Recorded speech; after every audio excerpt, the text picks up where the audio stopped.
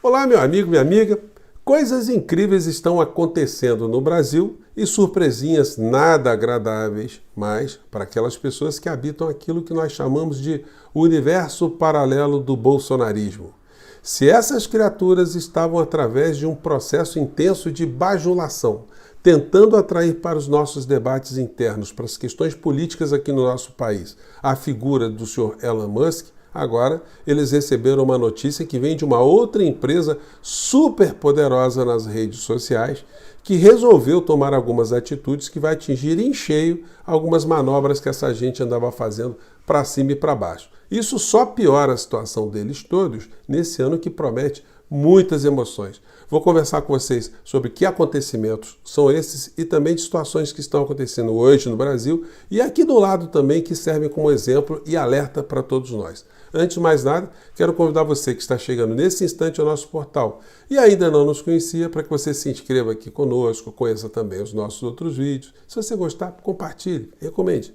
Não se esqueça, dê o seu joinha, mande seu comentário e, se puder, se inscreva aqui também no nosso clube de membros. Você aqui é muito bem-vindo e muito bem-vinda. A gente começar aqui com uma situação que eu não vejo assim os veículos de comunicação acompanharem e abordarem muito, né?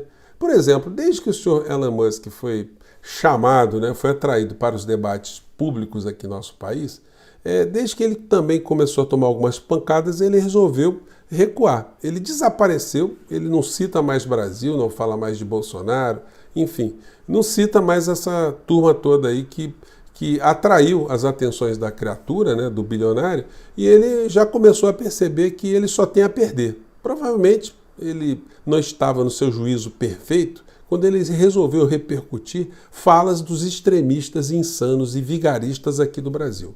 Ele só tem a perder com esse tipo de ligação. Bom, então aqui não fala absolutamente nada na conta dele do Brasil, mostrando que não adiantou nada essa bajulação, Aliás, muitas coisas aí servem para nossa reflexão.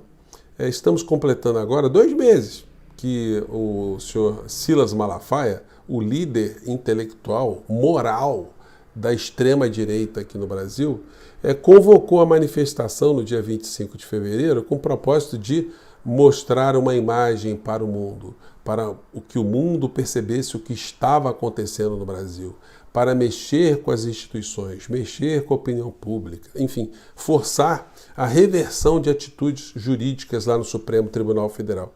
Eu pergunto a você, meu amigo e minha amiga, o que mudou nesses últimos 60 dias para melhorar a vida dessas pessoas e para tirá-las da direção da Papuda, da Colmeia ou de Bangoedo? Absolutamente nada.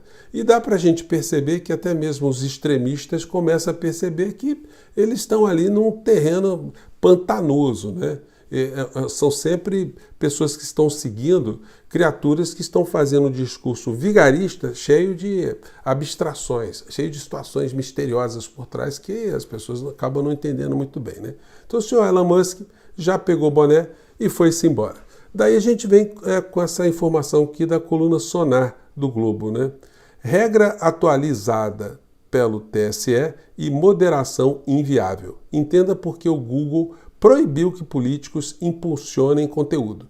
Especialistas avaliam que decisão expõe a indisposição de plataformas digitais com controle de informação para, assim, evitar responsabilização. Então, gente, o Google já deu a dica aí, que as redes sociais que passam ali pelo YouTube, pelo Google, pelos buscadores, não terão nenhum tipo de abertura para os políticos, de uma maneira geral, fazerem utilização dos instrumentos dessas redes. Bom, quem tem hoje a maior capilaridade nas redes sociais, infelizmente, é a extrema-direita, são os extremistas.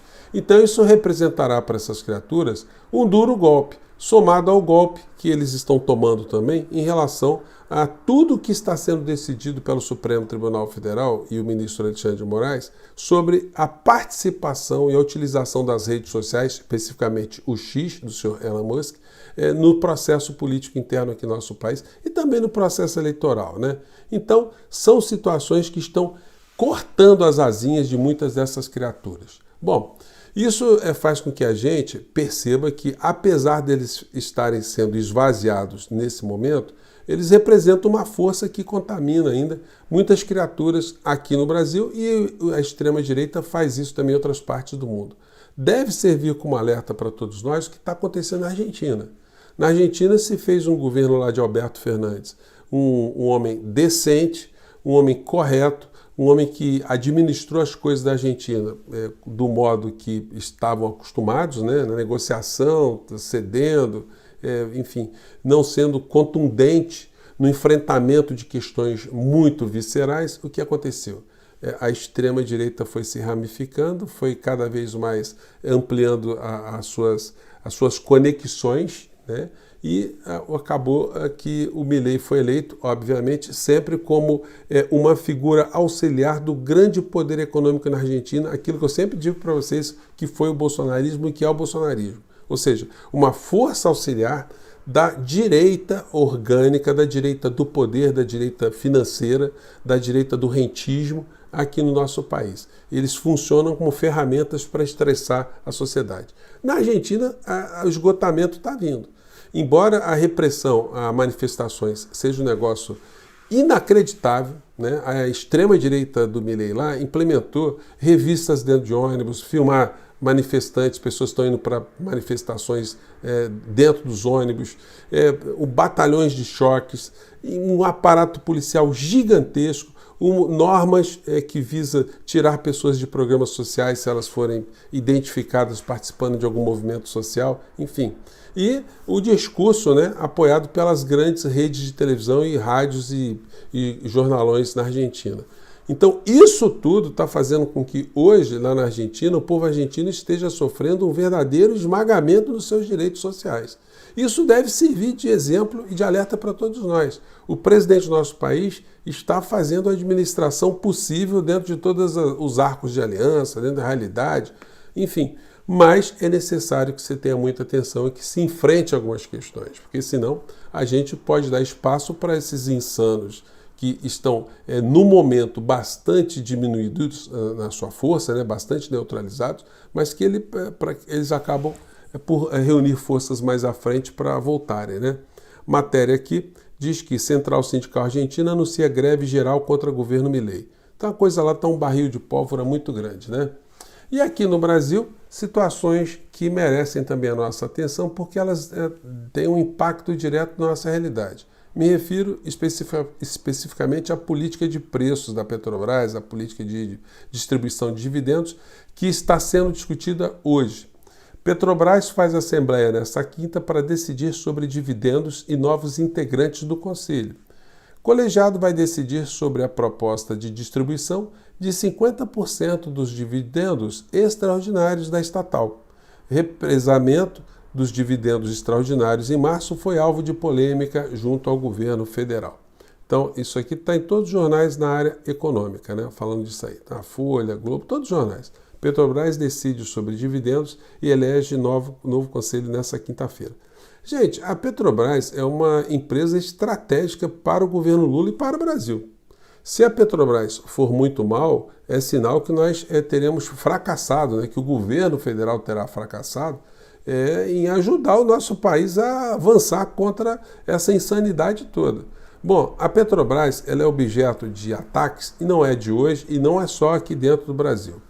Quando vocês assistem, né, o filme Assassinos da Lua das Flores, né, que foi estrelado ali pelo Leonardo DiCaprio e Robert De Niro, gente, o filme é barra pesadíssima, disputou o Oscar, mas ele sem querer mencionar alguma coisa aqui do Brasil, ele mostra que a questão do petróleo nos Estados Unidos fez com que houvesse um verdadeiro gangsterismo para tomar todas as riquezas que pertenciam ali às propriedades de indígenas das formas mais vis, das formas mais bandidas.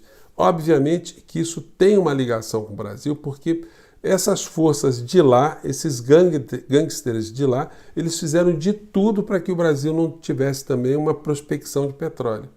desde notícias falsas que o Brasil não tinha petróleo e depois na sabotagem que o Brasil não teria condição de explorar, enfim, aquela história toda, né? Nós tivemos aqui no Brasil a campanha do petróleo é nosso, não foi por outra razão não. Enfim, vamos acompanhar quais serão os desdobramentos da direção da Petrobras em relação aos destinos da empresa. Porque o que vai ter impacto para nós é se a Petrobras for muito boa e abaixar os preços de combustíveis, né? Isso é um impacto direto na opinião pública e na nossa realidade concreta, né? Bom, o Estado de São Paulo hoje fez o editorial sempre nessa linha de atacar o governo Lula, mas eles abordaram hoje uma questão que deve servir de reflexão mesmo, né? Embora seja um apontamento que vem da direita conservadora. A ilusão do Bolsa Família. A desigualdade brasileira só não piorou graças ao Bolsa Família, segundo o IBGE, mas é espantoso ainda ver tantos milhões de dependentes do benefício estatal para sobreviver. Realmente, existe uma razão, fundamento nessa opinião do Estadão, né? Porque um país que tem um contingente gigantesco de pessoas que dependem do Estado, enfim, nós temos uma anomalia social, na medida que não é possível que a gente considere uma sociedade racional, uma sociedade equilibrada, uma sociedade justa, uma sociedade que tenha que deslocar uma parcela gigantesca do orçamento, uma boa parcela, para suprir carências como saneamento básico, desemprego, fome, enfim, falta de educação, falta de saúde, ao invés de reestruturar um modelo econômico para que essas situações sejam dissipadas, elas sejam eliminadas e que não haja necessidade de ter nenhuma pessoa dependendo do Estado de uma forma direta, né? Outra matéria aqui, um comentário de Josias de Souza, diz que Lula quer traduzir reforma dos tributos para idioma das urnas. É uma situação que está muito evidente hoje no Brasil, a questão tributária. E isso certamente terá um impacto muito grande se essa proposta de zerar impostos dos produtos da cesta básica for aprovada, né? Eu acho que deve ser aprovada sim, mas aí tem aquela sanha tributária, né, que vai fazer com que algumas outras coisas sejam tributadas para compensar a não tributação do essencial para o povo brasileiro, né? Bom, gente, eram essas questões que eu queria compartilhar com vocês e gostaria do seu comentário aqui no nosso portal, tá bom? Mande para cá, eu fico por aqui mais uma vez, um grande abraço e até o nosso próximo encontro. Tchau!